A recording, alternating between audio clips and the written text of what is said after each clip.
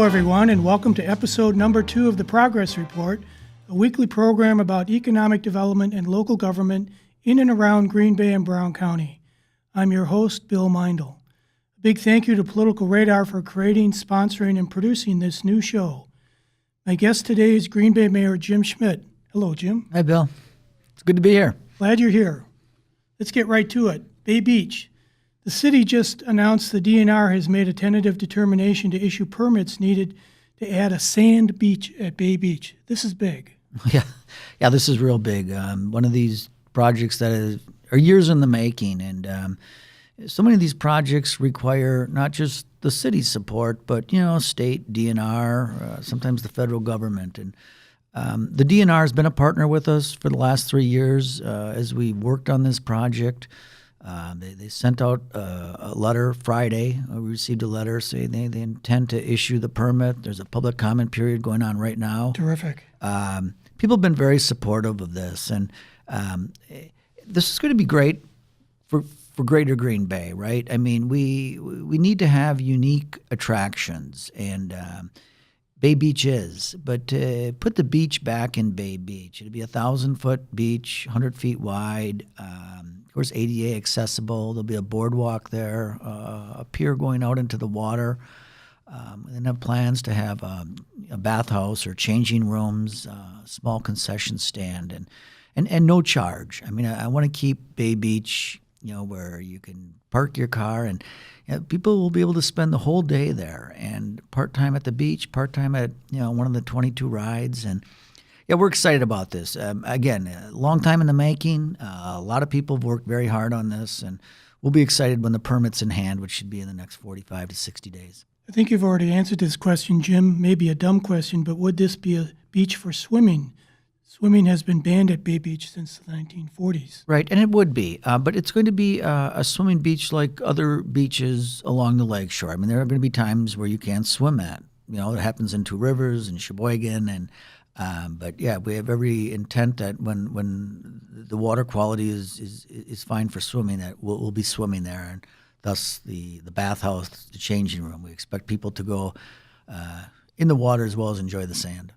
Do you anticipate that the swimming would start right up as soon as the project were to be completed down the road, or might the swimming happen at some point a little bit later? Well, so we're just laying that out right now. I mean, that was a big deal for us to get this permit, and we have some tentative timelines if we phase this in. I mean, this is not an inexpensive project, less expensive than a pool, but a project that's going to be very expensive. So I would like to see the beach go in first, but then you have to make sure it's accessible, and then you got the boardwalk, and really to have a swimming beach without a changing room, you're going to have either you have to convert a shelter temporarily, Sure. or you're going to, I don't know that way. I want really people in the pavilion where they're eating, and so that's not going to work. A lot of details to be worked out. There are, but nothing we couldn't get done with the right amount of money to get it all done simultaneously, and that would be the goal. How's the water clarity at that point in the bay? Well, the water has been tested now for well over 3 years, and again, that's not my decision. It's the decision of people testing the water in the DNR, and they're telling us that the water is as safe as other water along the shore of Lake Michigan. So we're excited about that. It's not real deep, but still it'll be fun to get out there. In the beach improvement, as you may have mentioned, would also include a wildlife viewing platform and the waterfront boardwalk. Right. The boardwalk will be along the shoreline. The wildlife viewing area about 420 feet out into the water.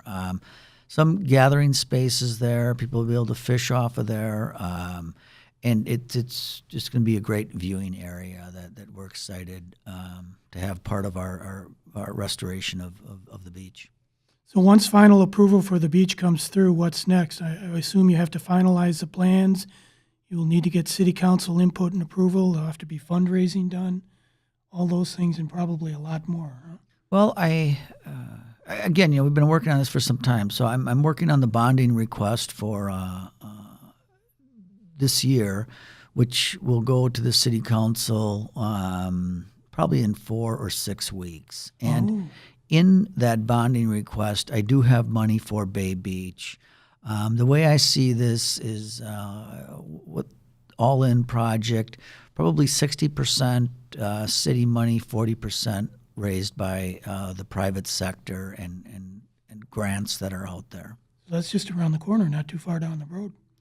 To get council approval, yeah, Sure. that's right around the corner. I mean, we still have a lot of work to do to get the project done. I mean, like I said, give me a couple of years on that. But, maybe we could get started on it yet this year. Another issue, Jim, wheel tax. It looks like a proposed wheel tax to replace special assessments on residential properties for street improvements is coming back for another go-around. The city council twice before has failed to support a wheel tax. Your thoughts? Well, they have a history of talking about things on the campaign trail or talking about supporting things and then sending it back or voting it down. I mean, we've seen that time and time again with projects. I mean, the roller coaster, the KI Convention Center, the shipyard. And the wheel tax is something that I have supported. I think it's a funding mechanism that has worked in other municipalities. I kind of keep an eye on Appleton a little bit. I think it's fair. It's a little bit of a user tax, and you use the roads, you're going to pay for that. It works. Our Director of Public Works has laid out how the money would be spent. And these special assessments, if you haven't had one, you don't really understand it. But, I mean, I think our average special assessment is, $1,700, $1,800. A lot of money. That's a lot of money. That's $2,000. That could be 50 years of a wheel tax. It's just a lot of money, and some of our most needed roads are in neighborhoods that maybe don't have that kind of money. And I think this wheel tax is fair. I think the public supports it once you talk to them about it. I've been at many neighborhood meetings, and I think this is a good thing. It's a tax. People don't like to institute or raise taxes, although the county doesn't seem to have a problem with that. But in the city, we I hope this goes through. I mean, we need the money, and either going to raise it through property taxes. I'm just not sure the state is going to be there for us, or the feds. So this would be something that I think we should enact for 5-6 years. Was my proposal, and really pick up the speed on what we're doing with our road repairs and infrastructure in the city. And the tax would be $10 to $20 per vehicle per year registered in the city. That money would go all toward road repairs and improvements. Right. It's a designated fund, and I think that's really important. It was always designed that way. It will always be that way, and that will be go into a designated fund that will be used for road repairs, infrastructure, overseen by the Department of Public Works. And there's plenty of uses. He's identified where the money will go, how it will be used, and it's just something that we need to do. I think that failed on a vote of 7-5, which that's close. I remember hearing you after the meeting talking to one of the aldermen, like, how could you vote against it? You campaigned on this, and you can't tell people you're going to fix their roads and then have an opportunity to not do it, and that's been a little frustrating, but I think we're going to find our way through that.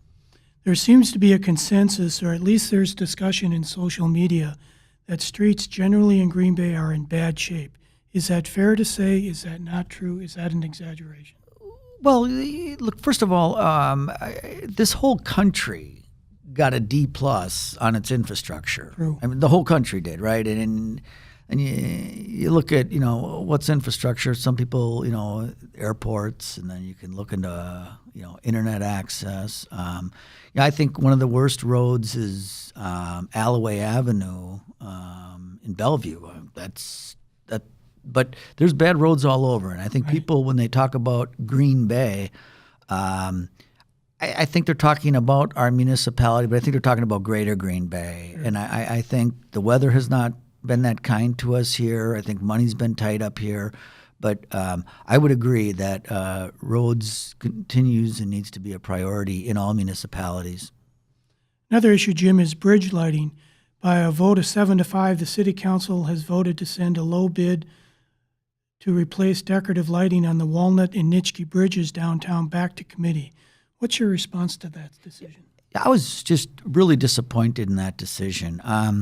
I was told by some of the people who voted no that they were going to vote yes. The thing, if you're going to vote no, I get that. I understand it, but we 4 times have voted for this positively. In the CIP, we voted for it that we're going to do this project. We have the money. The money's in the bank. We voted for it. We bonded for it, and then it's time to award the bid. And we get questions of splitting it, which is illegal.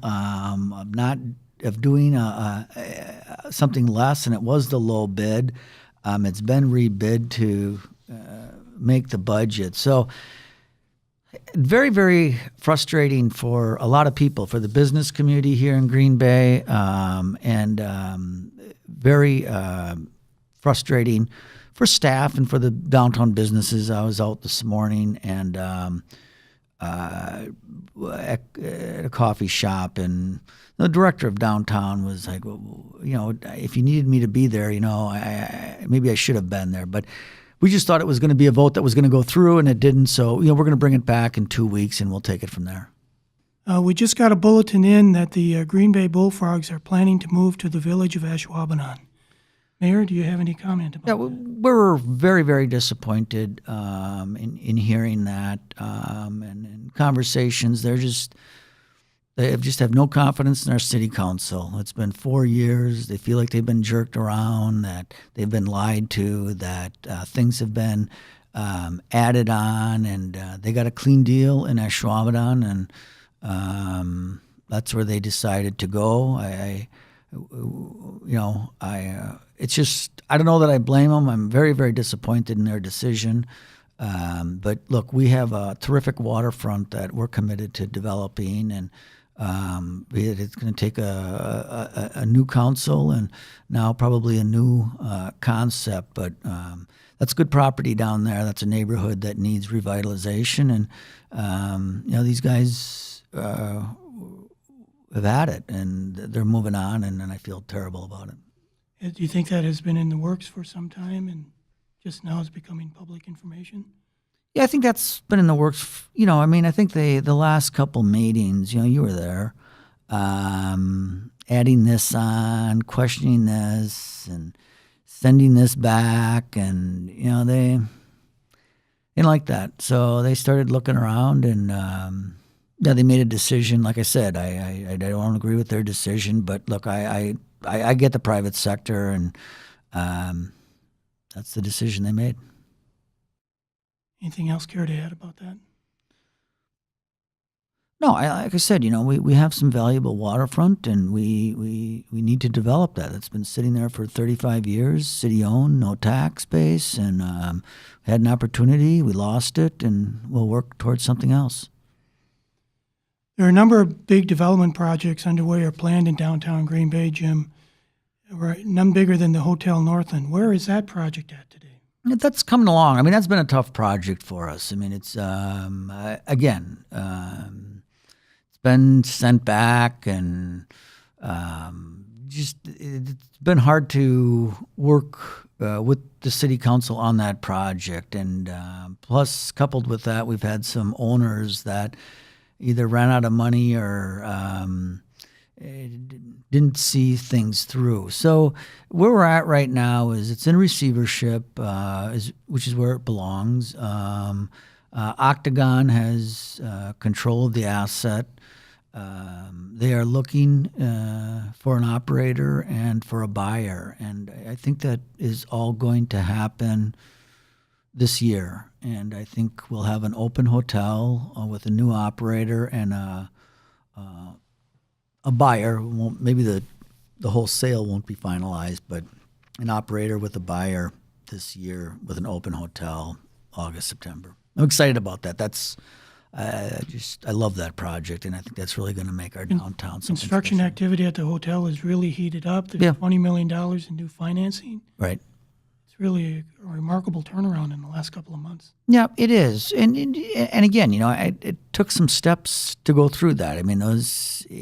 Look, we all would have liked the first owner to have met his vision and his timeline, but things happened, and the partnership. And we had a second owner, and now it's in receivership with a third owner, and he's got the money. And yeah, we like what's going on there. We like the activity. We're confident it's going to open. We're confident it's going to be one of the nicest hotels in Northeast Wisconsin. It's going to be competitive. We like the location.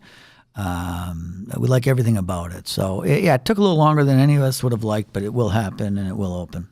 And it's important to note the project has to be completed this year for it to be eligible for millions of dollars in historic preservation tax credits. So that hotel will open this year. It will open. Mm-hmm. Yeah.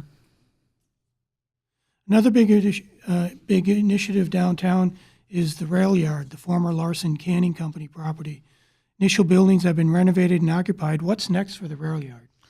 Well, the rail yard, that was the proposed, that's 15 acres of property. And the city acquired that through the default of OBI, right? So we weren't looking to buy that land, but we ended up with it.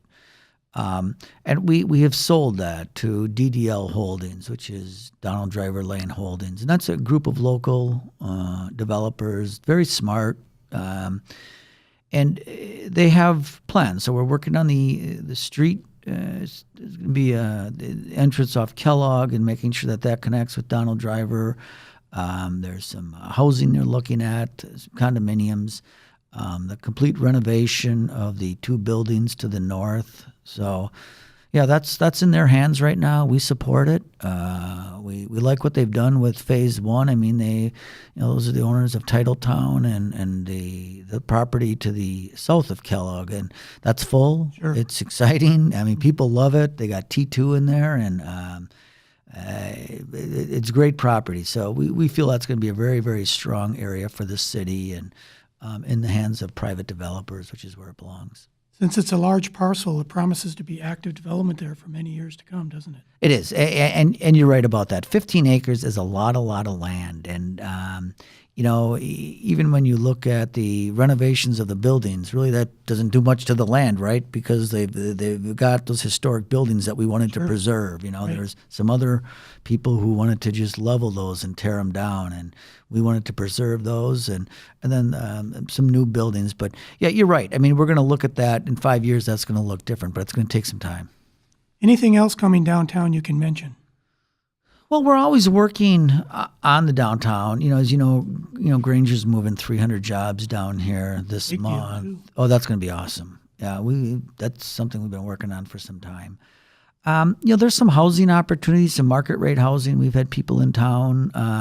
We feel pretty good about 2 properties that may be happening. Like I said, I was excited about the shipyard, but we have to regroup around that project. Downtown's an attraction. People like it, and we're going to continue to focus on it. And we know it's on the record the developer of Metro Apartments is looking at possibly another project in the city. Yeah, he's very happy. And Metro Apartments, those are nice apartments. I mean, if people haven't been through there, I mean, that's high end. 107 units. They're full. The people who live there love it. And he's looking for another project in our community. He thought the city was pretty good to work with, and he'd like to do more. Outside of the downtown, a big project is the $40 million University Heights at Baird Creek apartment complex on the former JBS Packerland site. Mm-hmm. What can you say about that? That'll be another multi-year, multi-building project. Yeah, it's a multi-building project. That may go pretty quick. We hope to have the first section open by October 15th. So there's a lot of work going on right now in terms of the stormwater management, and but to get Phase 1 of that built, some housing. I think we could open some of that to some of the students at GB. I know their capacity is, their enrollment is growing. We're very pleased with what the chancellor's doing over there. So, yeah, that's a good project. It'll eventually be 300 units, but you'll see construction there probably April, May. And that's one of the targeted areas in the city where you'd like to see redevelopment, Velp Avenue, University Avenue. All the corridors. We put a lot of money into Velp Avenue, and Military Avenue. I mean, those aren't inexpensive streets. Sure. We do that, and University Avenue. I mean, we do that wanting development along those corridors. So, we're sure pleased with Festival and Quick Trip and some of the other things that are going on University.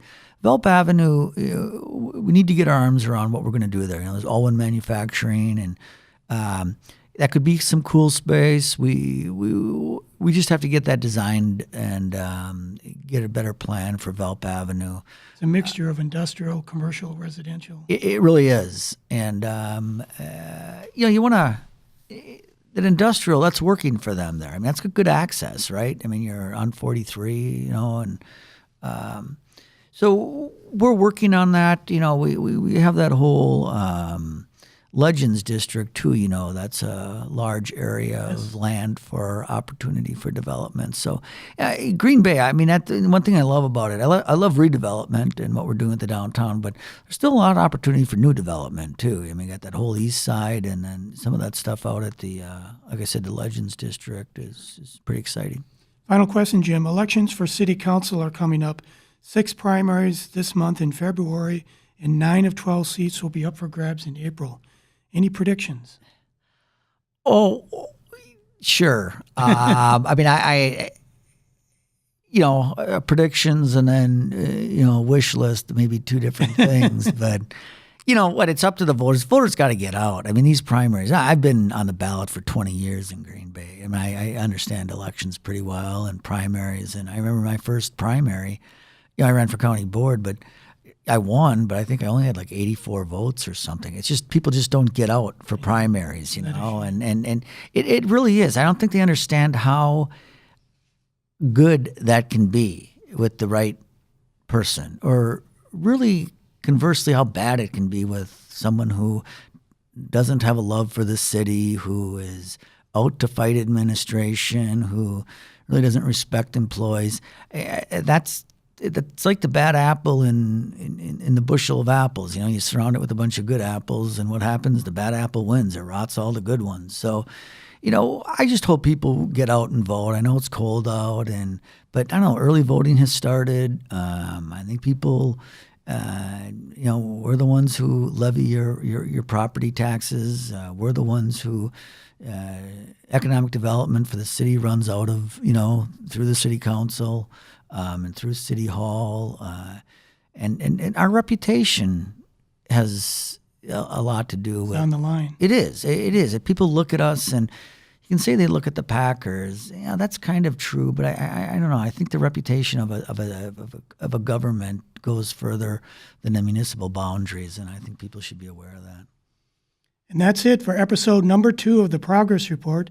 Thank you, Jim, for being on the program. Bill, has a quick 20 minutes. It's my pleasure. And economic development, that there's always more going on, so I'd like to come back sometime at your convenience. Oh, that'd be terrific. Thank you. And thanks to executive producer Dan Jones, producer Jacob Jones, producer Darian Goheen, editor Christian Rivera, and technician Serena Warak.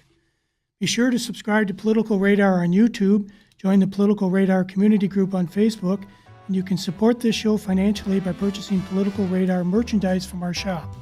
For more political discussion, check out Blind Partisan. This episode of the Progress Report was recorded February 7th, 2018. Thank you for watching. See you next week.